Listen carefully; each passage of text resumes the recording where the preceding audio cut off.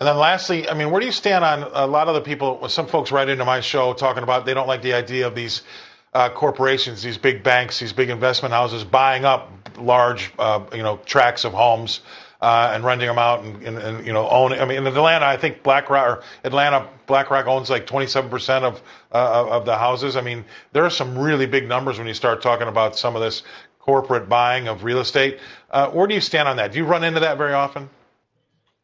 Yeah, but a lot of times you're running into it and you don't even know, right? Because they're making all cash offers and the house is gone before the buyer can even get to it.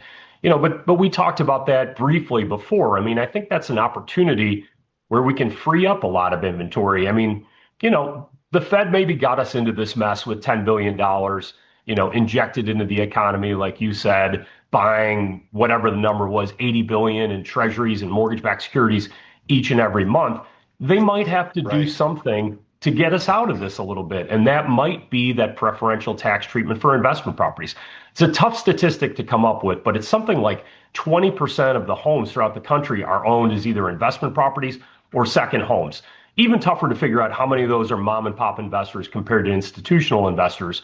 But that's inventory that would certainly be welcome to first time buyers, would probably lower prices even more in some of those areas that they own it. But they're probably not going to unload that unless they see some incentive to do so. And that's why I think it might be a good idea.